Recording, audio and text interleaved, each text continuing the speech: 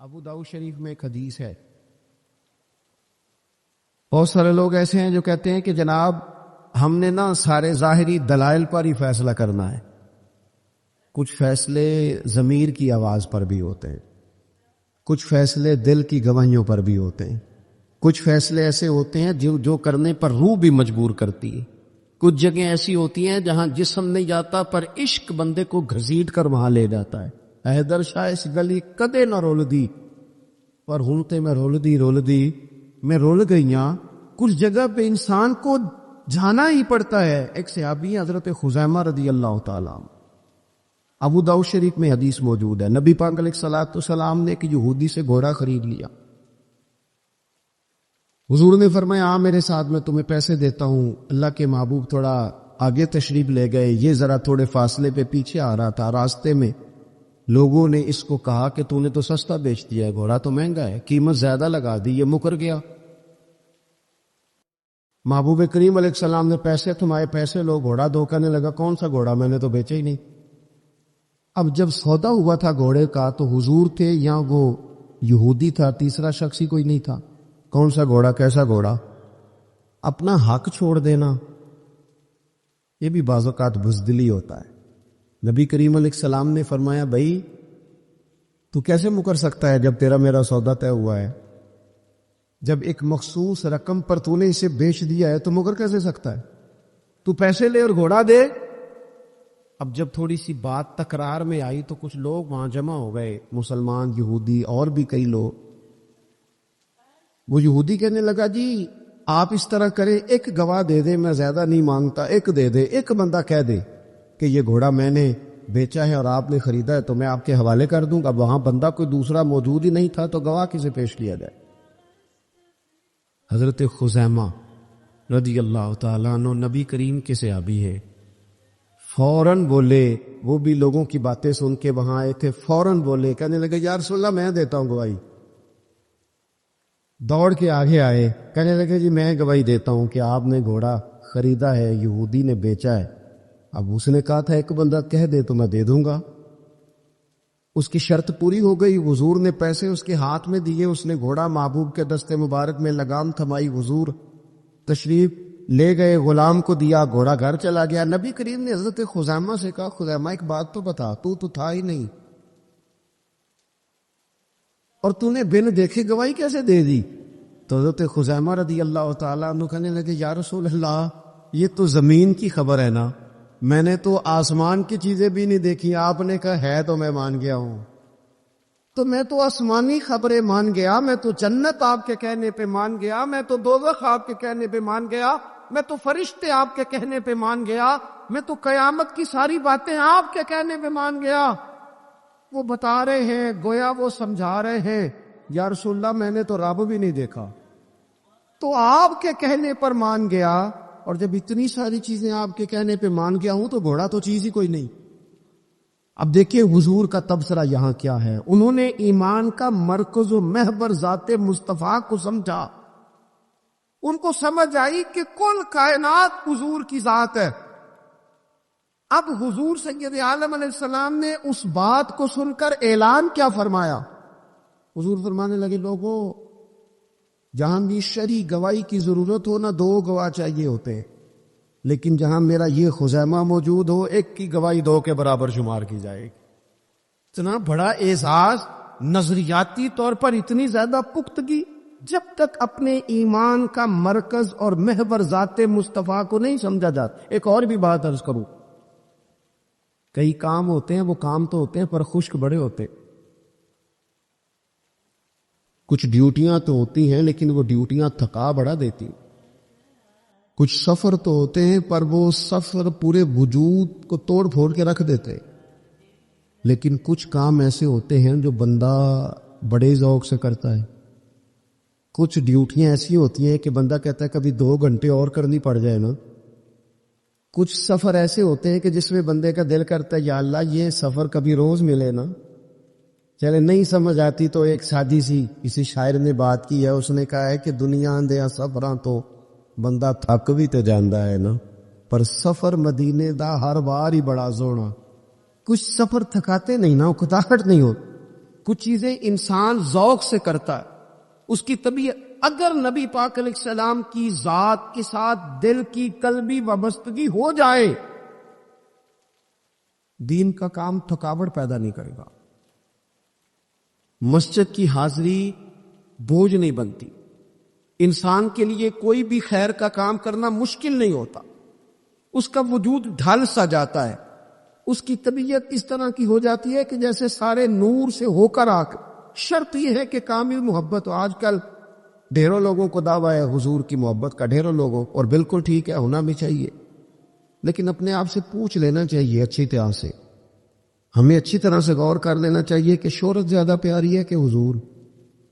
یہ ہمیں غور کرنا چاہیے.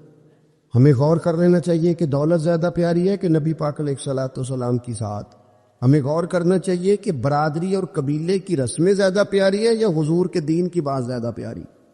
ہمیں پہلے غور کر اپنی ترجیحات کا تعین کرنا چاہیے، اور پھر ہمیں اپنے دل سے یہ بھی پوچھنا چاہیے کہ تیرا فلاں دوست سے ملنے کو تو بار بار دل کرتا ہے، اہل خانہ کو، گھر والوں کو ملنے کو تو تیرا بار بار جی چاہتا ہے، کیا تیرے دل میں کبھی بیٹھے بیٹھے تڑپ اٹھتی ہے؟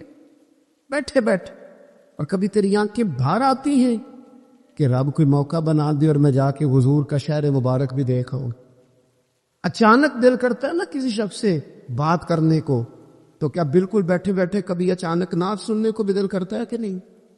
کبھی اچانک حضور کی سیرت کی طرف بھی توجہ بیٹھے بیٹھے چلی جاتی ہے کہ نہیں؟ دیکھیں، وہی بندہ بھی انکار نہیں کرے گا جب کسی سے کہا جائے گا کہ مجھے حضور علیہ السلام سے بڑی محبت ہے. لیکن آپ کو کس سے محبت ہے، آپ کس سے پیار کرتے ہیں، یہ صرف آپ کو ہی پتا ہوتا ہے. میں کس سے محبت کرتا ہوں، میرے دل میں کس بندے کے لیے کتنی گنجائش ہے، یہ سامنے والا نہیں ماپ سکتا، یہ ضلع میں ہی ماپ سکتا ہوں، جو کہ دل جو میرا ہے. یہ باطنی کیفیات میری ہیں. ہم روز نعرے لگائیں، روز زور شور سے نعرے لگائیں، لوگ سن کے کہیں کہ بڑا پیار کرتا ہے یہ حضور سے، لیکن یہ ہمیں پتا ہے ہماری قلبی واردات کیا ہے، ہمیں خبر ہے. لیکن نا صحابہ سچے لوگ تھے. حضرت عمر رضی اللہ تعالیٰ عنہ حضور کی بارگاہ میں حاضر ہیں تو عرض کی، یا رسول اللہ صلی اللہ تعالیٰ علیہ وسلم، مجھے آپ ہر چیز سے زیادہ پیارے ہیں، لیکن حضور مجھے لگتا ہے مجھے اپنی جان آپ سے زیادہ پیاری ہے. سچ بولنا ہے نا، میرا دعویٰ نہیں کرنا، بات کو کھول کر بیان کر کے واضح کر کے بیان کرنا. یا رسول اللہ صلی اللہ تعالیٰ علیہ وسلم، مجھے محسوس ہوتا ہے مجھے اپنی جان آپ سے زیادہ پیاری ہے. تو حضور نے ان کے دل پر ہاتھ رکھ کے فرمایا، عمر ابھی ایمان نہیں مکمل ہوا. تو حضور کے دست پاک کا فیض آیا کہ حضرت عمر اسی وقت بول پڑے، عرض کرنے لگے، حضور آپ حکم کریں، میں جان بھی قربان کرنے کو تیار. اپنے آپ سے بات کرے، اپنے اوپر تھوڑی توجہ دے. دوسروں کو تبلیغ کرتے، دوسروں کو واعظ کرتے، دوسروں کو نصیحت کرتے، دوسروں کو سمجھاتے تو بڑا وقت گزر گیا. اب تھوڑا سا نا اعلیٰ حضرت رحمۃ اللہ علیہ سے لوگوں نے کہا آپ واعظ کہیں، تو فرمانے لگے ابھی تو میں اپنے نفس کو نہیں واعظ کہہ سکا، اپنے آپ سے میں ابھی گفتگو نہیں کر سکا، تقریر نہیں کر سکا، تو لوگوں کو کیا واعظ کروں گا. ہم تھوڑا سا نا اپنے اوپر توجہ دیں. حضور کی محبت کا جو ذوق صحابہ کے ہاں ہے، آج بڑے سارے لوگ نہیں ہیں جو بچ بچ کے بات کرتے ہیں، بچ بچ کے. میں تو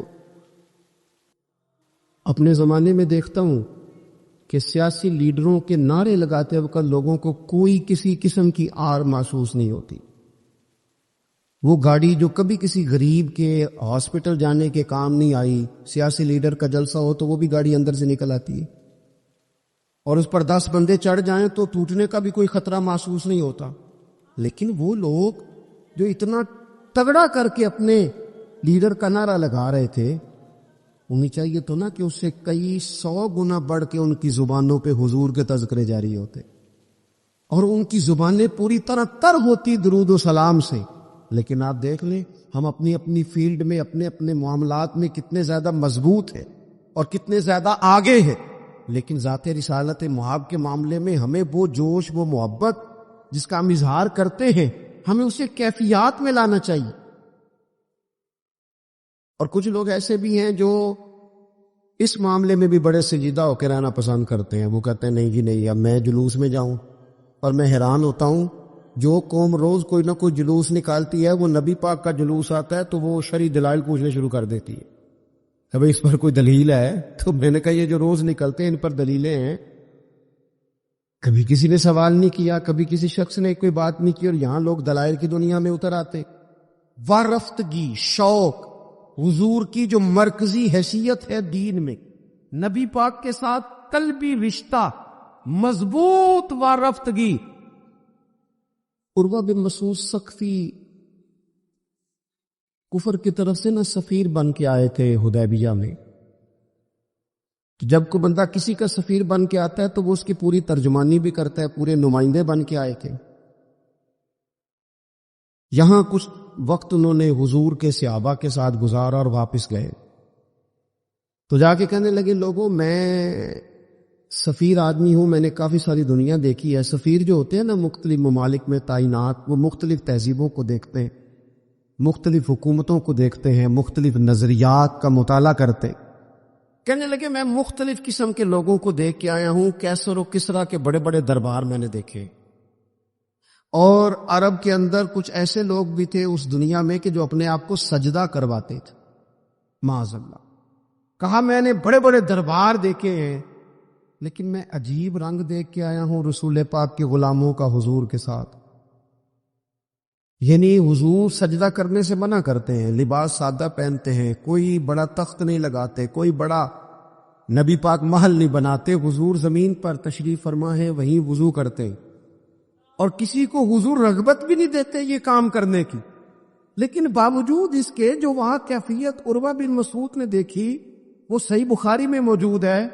کہنے لگے میں عجیب نظارہ دیکھ کے آیا ہوں کہ حضور بلغم شریف اپنے ناک سے نکالتے ہیں. بلغم ماں بڑا پیار کرتی ہے نا بچے سے، تو اس کی ناک سے یا گلے سے کبھی بلغم نکل آئے تو اماں نا ایسے ادھر منہ کر کے پھینکتی ہے، ایسے کر کے پھینکتی ہے، کبھی نکالنے بھی پڑ جائے. صحیح کہہ رہا ہوں میں؟ لیکن یہ دیکھیں، اور یہ ان لوگوں کی بات ہے جو عام لوگ نہیں، یہ عروہ جمیع صحابہ کی بات کر رہے ہیں. اور یہ بندے کون ہیں؟ حضرت ابو بکر صدیق جیسے سمجھدار لوگ، حضرت عمر جیسے لاکھوں مربع میل کی حکومتیں چلانے والے لوگ، حضرت عثمان غنی کی طرح کے لوگ جو جس کاروبار میں بھی ہاتھ ڈالتے ہیں 4 چاند لگا دیتے، حضرت مولا علی شیر خدا جیسے علم و حکمت اور دانائی والے لوگ. یہ کیا کرتے ہیں؟ عروہ کہنے لگے کہ نبی پاک کے ناک مبارک سے بلغم نکلتی ہے تو اپنے چہروں پہ مل لیتے ہیں یار، اور یہ صحیح بخاری میں موجود ہے، وہ اپنے جسموں پہ ملتے ہیں. اور کہنے لگے جب وہ وضو کرتے ہیں نا حضور، تو وہ جو وضو کا بچا ہوا پانی ہے اس کے لیے ان کے جذبات اس طرح کے ہیں کہ لگتا ہے وہ لڑ پڑیں گے آپس میں. وہ لڑیں گے کہ یہ قطرہ مجھے چاہیے، یہ حضور کے مقدس جسم سے لگا ہوا ہے. اور میرے امام کو تو پھر بات کہنی آتی ہے نا. اعلیٰ حضرت فرماتے ہیں جو حضور کے قدموں سے لگ کے دھون بن جائے نا وہ تو آب حیات ہوتا ہے. وہ پی لینے والے تو مرتے ہی نہیں وہ لوگ تو باطنی طور پر ہمیشہ زندہ رہتے ہیں. کہتے ہیں جس کے قدموں کا دھون ہے آب حیات ہے، وہ جانے مسیحا ہمارا نبی. اور جس کی 2 بوند ہیں کوثر و سلسبیل ہے، وہ رحمت کا دریا ہمارا نبی. عروہ کہنے لگا وہ تو لڑ پڑیں گے. اور تیسرا عروہ کہنے لگا میں نے عجیب منظر وہاں دیکھا ہے کہ حضور کوئی حکم کرتے ہیں تو ہر بندہ پہل کرتا ہے، جلدی کرتا ہے حکم ماننے، تیزی دکھاتا ہے. اور تیسرا میں نے یہ دیکھا ہے جب حضور گفتگو کرتے ہیں تو ان پر اس طرح کا روب طاری ہوتا ہے کہ وہ تو نظر بھر کے حضور کا چہرہ بھی نہیں دیکھتے. کہنے لگا یہ کیفیات میں ان لوگوں کے دیکھ کے آیا ہوں جو اپنے حبیب سے اتنی محبت کرتے ہیں. وہ کبھی بھی حضور کے دین کا جھنڈا نیچے نہیں آنے دیں، وہ کبھی بھی کسی کفر کی نفاق کی سازش کو آگے نہیں بڑھنے دیں گے. تو کافر تو کل بھی اس بات کا اظہار کر رہا تھا کہ ہمیں جو ڈر لگتا ہے مسلمانوں سے وہ اس بات سے لگتا ہے یہ اپنے نبی کے ساتھ بڑے جڑے ہوئے، ان کا رشتہ حضور کے ساتھ بڑا مضبوط. اور امت سوال جواب کر رہی ہے، امت ترازو لے کے بیٹھی ہے کہ اتنا علم تھا معاذ اللہ اور اتنا نہیں تھا، یہ کر سکتے تھے اور یہ نہیں کر سکتے، ان کو یہ کہنا چاہیے اور یہ نہیں کہنا چاہیے. بھئی یہ تو ہمارے بزرگ پرانا فیصلہ کر گئے. وہ کہتے ہیں بعد از خدا بزرگ توئی قصہ مختصر، اور حضور رب کے بعد سب سے بڑے ہیں، یہی مختصر قصہ ہے. تو حضور سید عالم کے ساتھ جو کبھی وابستگی ہے، نبی کریم علیہ السلام نا مدینہ شریف میں جب ہجرت کر کے تشریف لے گئے تھے تو حضرت ابو ایوب انصاری رضی اللہ تعالیٰ عنہ کے گھر میں حضور نے قیام فرمایا تھا۔ ہمارے پاس بہت ساری چیزیں ایسی ہوتی ہیں جن کی طلب بڑی ہوتی ہے، لیکن جب وہ حاصل ہو جاتی ہیں پھر ان کی طلب نہیں رہتی۔ ایک چیز آپ کے پاس ہمیشہ رہنے لگ جاتی ہے، پھر اس کے ادب آداب زیادہ نہیں رہتے۔ یہ ایک مزاج ہے عام آدمی۔ چلے میں اپنی بات بتاتا ہوں آپ کو۔ عام آدمی جو ہوتا ہے نا، وہ قرآن شریف کے غلاف کو بھی چومتا ہے، پھر قرآن پاک کو بھی چومتا ہے، پھر وہ بڑے احترام سے کھول کے رکھتا ہے۔ لیکن ہمارے مدارس میں جو حافظ ہوتے ہیں وہ نہیں زیادہ چومتے، ان کے پاس رہتا ہے نا ہر وقت، وہ لا کے رکھتے، ادب کرتے ہیں، کوئی بے ادبی نہیں کرتے، اللہ معاف کرے۔ لیکن جس طرح سے عام آدمی اس کو بار بار چومتا ہے یا ذوق کا اظہار کرتا ہے، دیکھیں حافظ بیچ بیچ میں سے ناراض ہونے لگ گیا مجھ سے۔ آپ ناراض نہ ہوں، لیکن چلو بات کر تو لینے دو نا، جو ٹھیک ہے وہ کر تو لینے دو۔ یہ ہوتا ہے بعض اوقات، جو چیز بالکل قریب آ جاتی ہے نا، یعنی ایک چیز آپ کا مقصود ہے اور اگر وہ مقصود مل گیا تو وہ جو درویش نے کہا تھا نا کہ یہی بہتر ہے کہ پردوں میں وہ پردہ پوش رہے، اس کی بھی بڑی حکمتیں ہوتی ہیں، اس لیے کہ جو تڑپ، ملنے کی تڑپ کی جو لذت ہے وہ کئی دفعہ وصال کی لذت نہیں ہوتی، تو یہی بہتر ہے کہ پردوں میں وہ پردہ پوش رہے، اور وہ اگر پردے ہٹا دے تو پھر کسے ہوش رہے۔ جب آپ کو وہ چیز میسر آ جاتی ہے تو پھر اس کی قدر، اسی لیے حضرت عمر فاروق رضی اللہ تعالیٰ عنہ کا یہ طریقہ تھا کہ جب لوگ حج کر لیتے تھے نا تو فرماتے تھے حج ہو گیا، اب اپنے اپنے گھر جاؤ، زیادہ دیر نہ رہو حرم شریف میں، زیادہ دیر رہو گے تو قدر نہیں کرو، اب جاؤ۔ بڑی دلچسپ ہوتی ہیں بے ترتیب ملاقاتیں، کبھی کبھی ملنے میں ذوق زیادہ ہوتا ہے، لطف زیادہ ہوتا ہے، طمانینت زیادہ ہوتی۔ حضرت ابو ایوب انصاری کہتے ہیں مجھے مقصود مل گیا، کرم ہو گیا، میں منتظر تھی، میری روح، میری نظر کے حضور میرے گھر تشریف لائیں، حضور آ گئے، کرم ہو گیا، رحمت ہو گئی۔ اب ایسا نہیں ہے کہ ان لوگوں کو مقصود مل گیا ہے تو بس بات ختم ہو گئی، اب وہ سمجھ گئے کہ میرے تو گھر آ گئے تو میرے لیے تو ساری بات ہی کھل گئی ہے۔ ان کی ادبی معرفت کا یہ عالم تھا، اور نبی پاک کے ساتھ ان کی وابستگی کا یہ حال تھا کہ کہتے ہیں میں نے نا، میرے گھر کی 2 منزلیں تھیں، میں نے نچلی والی منزل حضور کے لیے چھوڑ دی تاکہ نبی کریم صلی اللہ تعالیٰ علیہ وسلم کے زیارت کے لیے لوگوں نے آنے جانا ہے تو لوگوں کے لیے آسانی رہے۔ فرماتے ہیں نیچے حضور آرام فرما ہے اور میں اوپر والی منزل پہ تھا، جا کے چارپائی پہ لیٹ گیا۔ یہ مسلم شریف میں آپ کو ملے گا، اس کی اصل ملے گی آپ کو۔ فرماتے ہیں میں آرام سے جا کے چھت پہ لیٹ گیا، رات کا تھوڑا سا پہر گزرا تو میرے دل میں خیال آیا، وہ ایوب تو اوپر ہے اور حضور نیچے ہے، پائے نظر ہوش میں آ، یہ کوہ نبی ہے، آنکھوں سے بھی چلنا یہاں بے ادبی ہے۔ اور امام فرماتے ہیں حرم کی زمین اور قدم رکھ کے چلنا، ارے سر کا موقع ہے وہ جانے والے، کہا حضور نیچے۔ فرماتے ہیں ساری رات میں ایک دیوار کے ساتھ پیچھے ہو کے بیٹھا رہا، ساری رات یہ سوچتا تھا کہیں میں وہاں نہ چل دو جہاں حضور آرام فرما ہو، میرے قدم نہ آ جائے۔ میں تڑپتا رہا، مقصود پاس آ گیا ہے، وہ چیز حاصل ہو گئی ہے، لیکن اس کی تڑپ میں اضافہ ہوا ہے، احترام بڑا ہے۔ یعنی آپ سوچ رہے ہیں کہ میں ان کا ادب کیسے کروں، ان سے محبت کیسے کروں، کس اعزاز سے انہیں بٹھاؤں۔ فرماتے ہیں کہ تڑپ کے میں صبح حاضر بارگاہ ہوا، میں نے کہا یا رسول اللہ کریم کرم ہو جائے، میری تو بساط ہی نہیں، میں چھت پہ کیسے گزارا کروں گا۔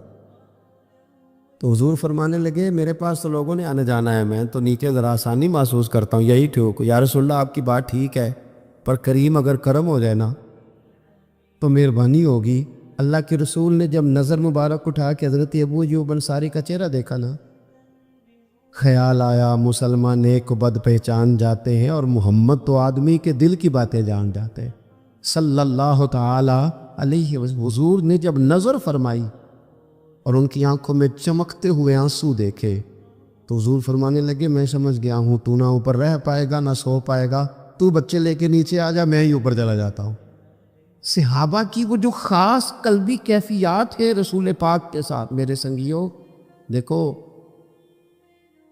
میلاد شریف کا جو جھنڈا ہے وہ بھی میلاد شریف کا ہی ہے،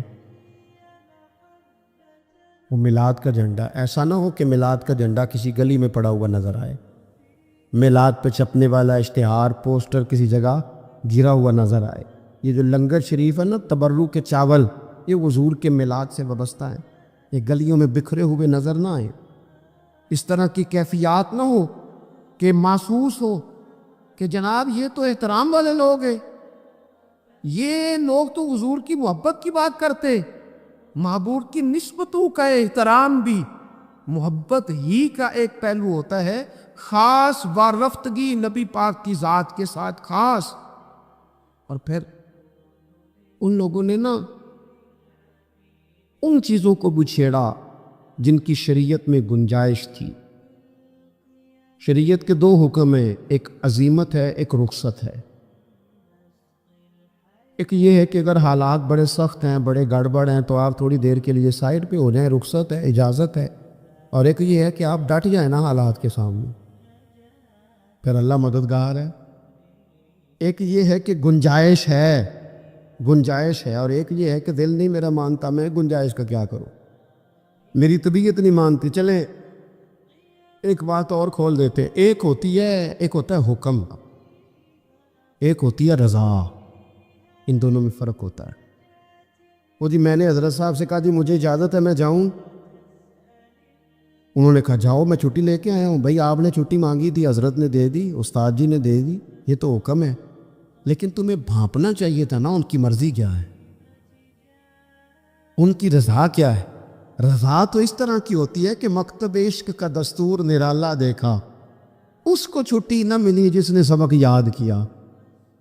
میرا ایک دیہاتی ماحول سے تعلق ہے۔ ہمارے سرکاری اسکولوں میں نا ایک مانیٹر بنا دیتے تھے، جو بچہ لائق ہوتا تھا نا وہ مانیٹر بن جاتا تھا، حالانکہ لائق ہوتا تھا، سیاںا ہوتا تھا، لیکن مانیٹر بن کے نا اس کی ذمہ داری بڑھ جاتی تھی، پھر اس کو کنجیاں مل جاتی تھی، اسی نے سب سے پہلے آنا ہے، اس نے سب سے بعد میں جانا ہے، ہر چیز اس کے سپرد۔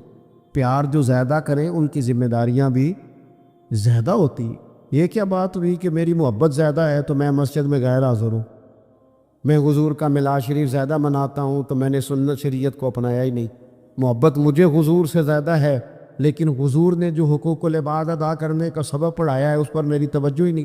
بھئی اگر آپ کا پیار زیادہ ہے تو پھر آپ کی ذمہ داری بھی زیادہ ہے، پھر آپ کو زیادہ حساس ہونا چاہیے۔ حضور صلی اللہ علیہ وسلم کے پاس ایک مہمان آ گئے رات کے وقت میں۔ جب وہ آئے تو حضور نے پوچھا کھانا کھانا ہے؟ تم نے کہا کھانا ہے۔ جھوٹ اور بھوک کو جمع کرنا منع ہے، کہا جی کھانا ہے۔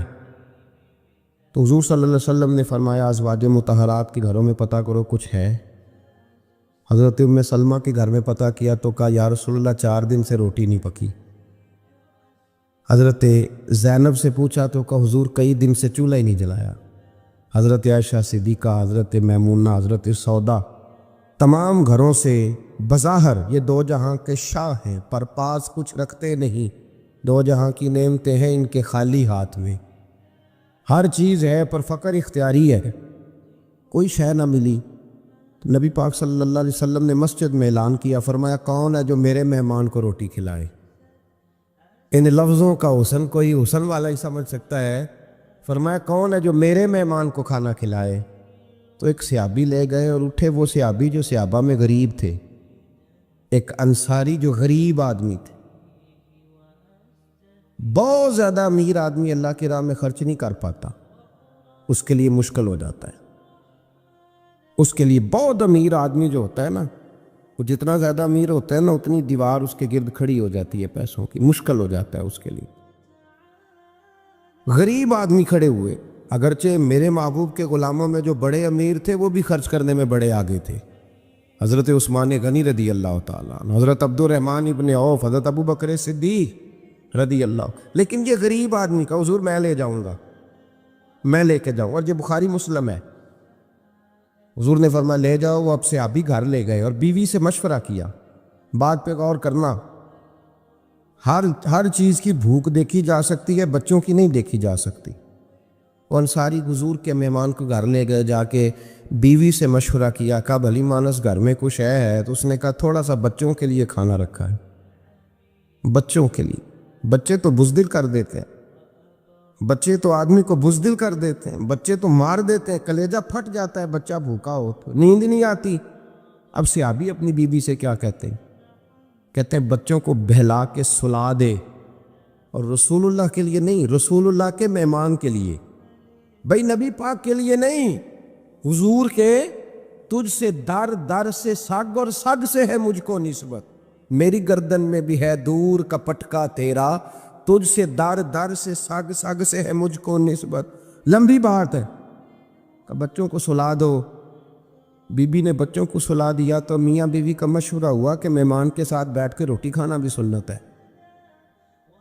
تو اب مہمان کے ساتھ بیٹھ کے کھانا بھی ہے تو کھانا ہے ایک دو آدمی کا۔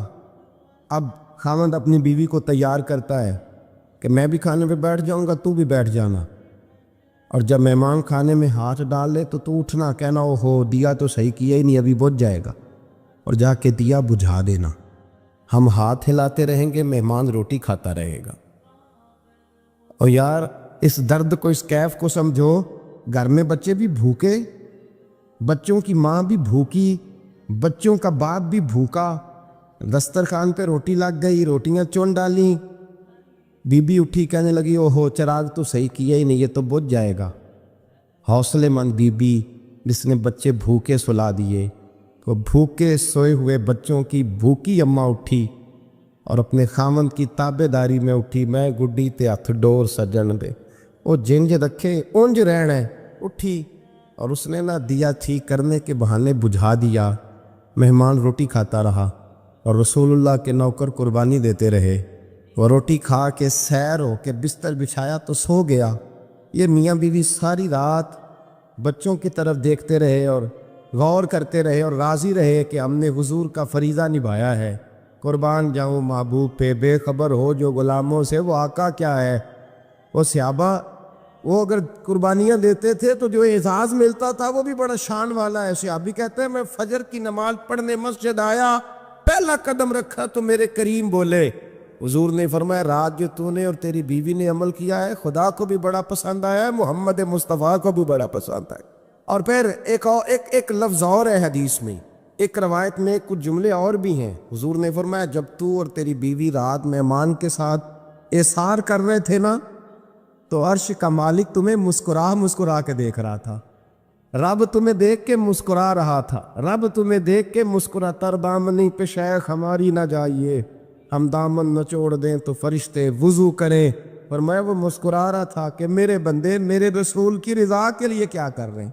اور صاحب دیکھو، نبی پاک کے لیے نہیں، خاندان کے لیے نہیں، خاندان نبوت کے لیے نہیں، حضور کے سمجھے یار، اس پہلو کو سمجھے۔ نبی پاک کے بریلی کے امام بول پڑے، فرمانے لگے تجھ سے در سے سگ، سگ سے ہے مجھ کو نسبت، تجھ سے در سے سگ کتے کو کہتے ہیں فارسی میں۔ فرماتے محبوب تیرا دروازہ اور دروازے پہ کتا، اور کتے کے پاس میں بیٹھا ہوں، چلو کتے کے پاس تو بیٹھا ہوں نا، میری گردن میں بھی کوئی تو پٹکا آیا ہی ہے نا، تجھ سے در سے سگ اور سگ سے ہے مجھ کو نسبت، چلو میری گردن میں بھی ہے دور کا پٹکا تیرا۔ قرآن مجید بول اٹھا، رب کریم نے فرمایا حبیب یہ تیرے غلام وہ ہیں کہ وَيُكْسِرُونَ عَلَىٰ أَنفُسِهِمْ وَلَوْ كَانَ بِهِمْ خَصَاصَةٌ، فرمایا ان کا حال یہ ہے کہ جس چیز کی شدید حاجت ہوتی ہے وہ بھی اپنے بھائیوں پہ قربان کر دیتے، وہ دے دیتے ہیں تیرے نام پہ۔ جب مکے والے مدینے آئے انصار مدینہ تو میرے مصطفیٰ کریم نے فرمایا نہ تمہاری نسلیں ایک ہیں نہ قبیلے ایک ہیں، لیکن تمہارا نبی ایک ہے، تمہارا رسول ایک، خدا ایک، کتاب ایک، تمہارا میری وجہ سے رشتہ ہے، چلو اپنے بھائیوں کے ساتھ احسار کرو، چلو احسار کرو۔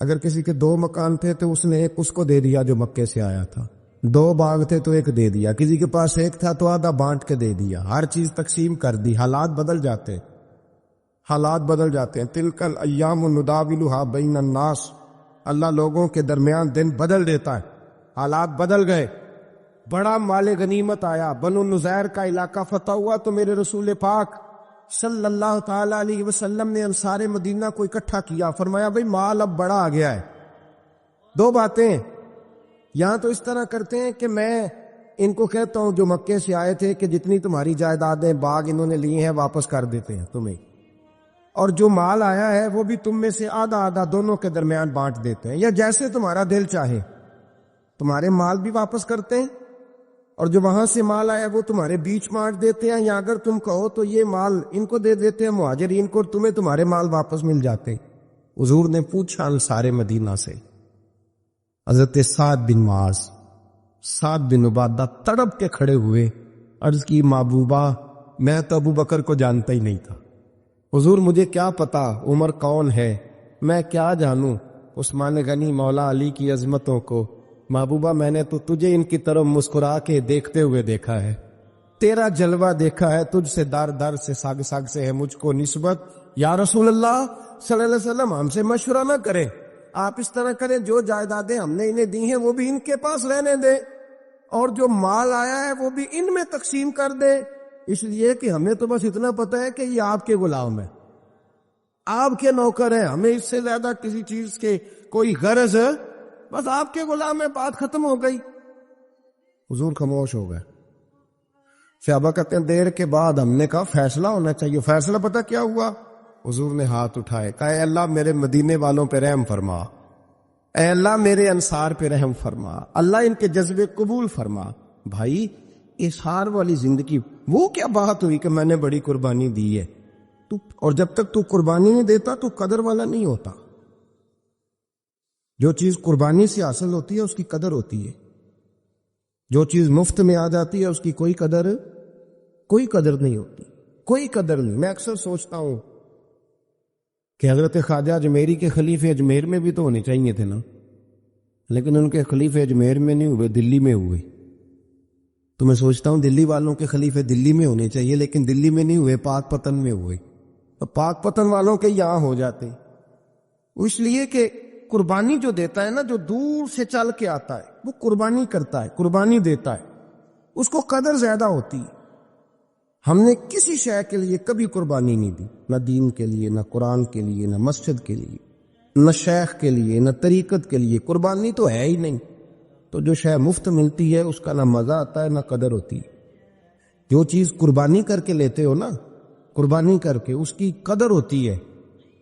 کسی لیے کہا تھا کسی درویش نے، اس نے کہا تھا قدر نبی دا ایک کی جانن دنیا دار کمینے، قدر نبی دا جانن والے سو گئے وچ مدینے۔ ان سے پوچھو نا، ان سے پوچھو ان حضرات کو کتنی قدر تھی۔ قربانی اپنی زندگی میں دینا سیکھیں۔ ایک ہوتی ہے بندے کی ذاتی خواہش، اس کو کچلنا بڑا مشکل ہوتا ہے۔ قربانی بڑی ضروری چیز کا نام ہے، اور جو قربانی دینا سیکھ جاتا ہے وہ بچ جاتا ہے۔ کتیا 6 بچے جنم دیتی ہے لیکن قربانی نہیں نہ دیتی بچوں کی، تو ریوڑ نہیں بنتے، اجڑ نہیں بنتے۔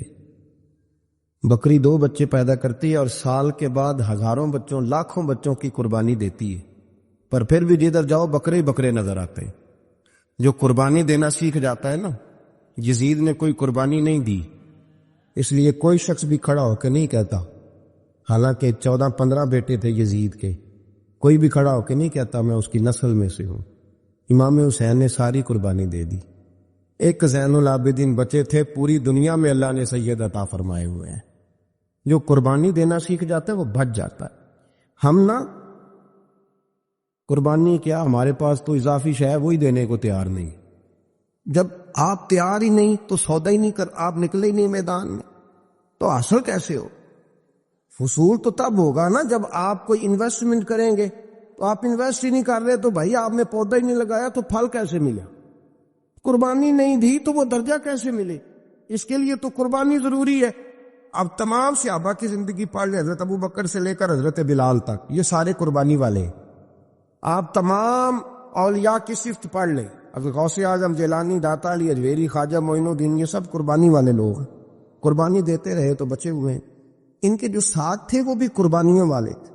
قربانی حصہ ہے طریقت کا، قربانی ضروری ہے، اور ہمارے صوفیاء تو کہتے ہیں جس شخص نے تصوف میں آ کے قربانی نہیں دی، بزرگوں کے پاس ایک شخص آیا، غالباً خواجہ نظام الدین محبوب الہی کی بات ہے، میرے ذہن میں نام پورا نہیں سما رہا، تو ایک مرید نے آ کے کہا حضور زکوٰۃ کتنی دینی ہے؟ فرمایا 2.5%۔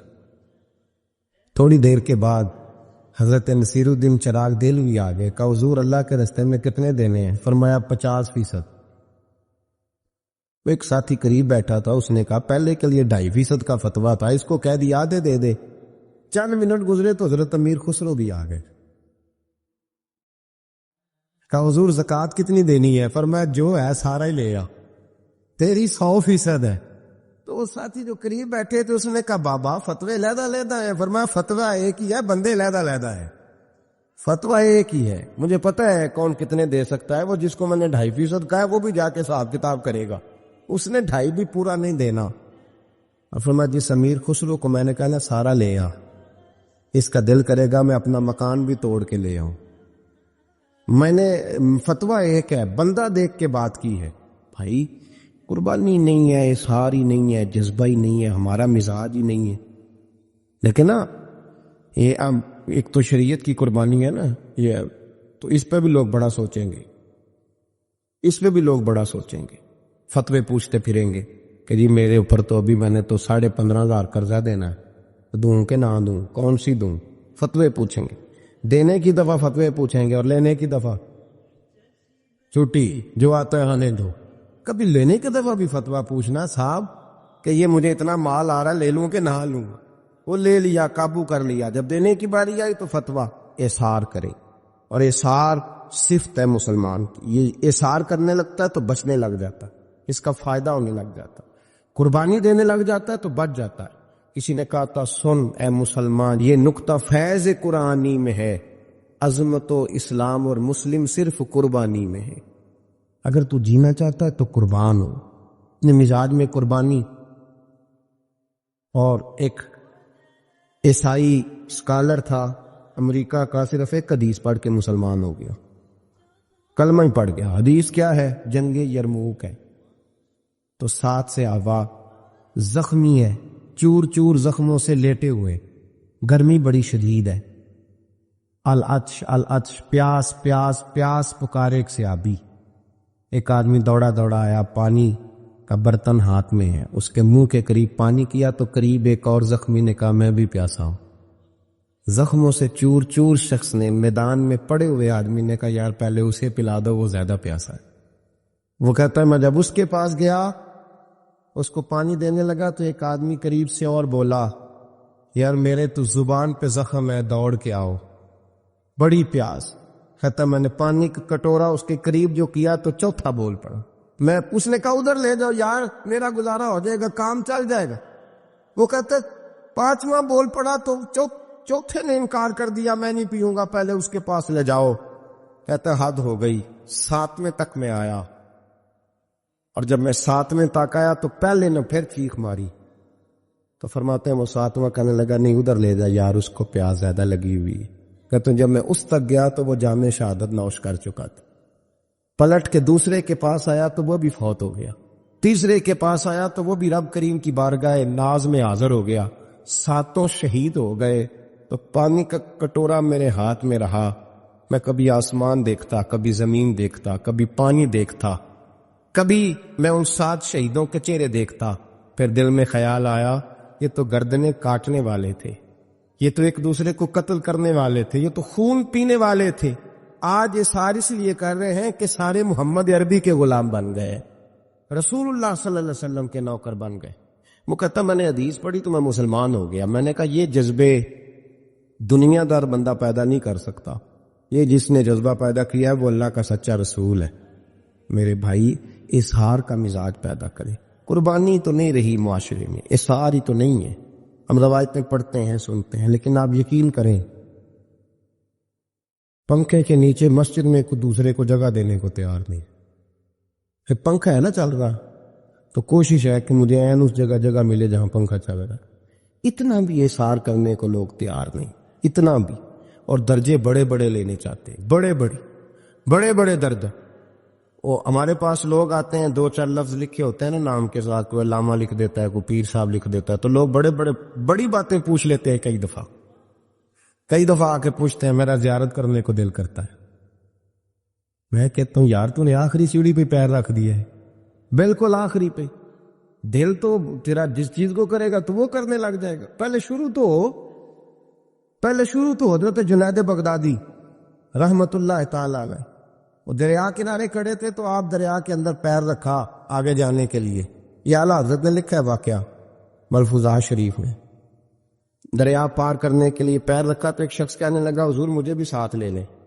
آپ نے فرمایا میں دریا پار کروں گا تو اس طرح کرنا, میرا کرتا پکڑ لے اور یا جنید کہنا شروع کر دے. یا جنید. اس پہ فتویٰ بھی لگ جاتا ہے پر کیا کرے, اب مسئلہ تو صحیح ہے نا. تو پیر میرا پیچھے سے کرتا پکڑ لے اور یا جنید کیا ہے. وہ کہتا ہے پیر رکھا نا حضرت نے پانی میں تو میں بھی پیچھے. تو حضرت جنید بغدادی کیا کہتا ہے یا رحمان یا اللہ, یا رحمان یا اللہ. وہ خود یہ پڑھ رہے ہیں اور مجھے لگایا یا جنید بھی. کہتے ہیں دریا میں وہ بھی چلنے لگے تو میں بھی, یوں لگا جیسے پکے فرش پہ چل رہے ہیں. کہتے ہیں تھوڑا سا گزرا تو میں نے کہا بابا خود یا رحمان یا اللہ کہہ رہا ہے اور مجھے یا جنید پہ لگایا ہوا ہے, تو چلو میں بھی یا رحمان یا اللہ پڑھتا ہوں. کہتے ہیں میں نے یا رحمان یا اللہ کہا تو میں ڈوبنے لگ گیا, دریا میں ڈوبنے لگا. تو حضرت فرمانے لگے تجھے کہا نا یا جنید کہہ. کہتے پھر یا جنید کا تو پھر اوپر آ گیا.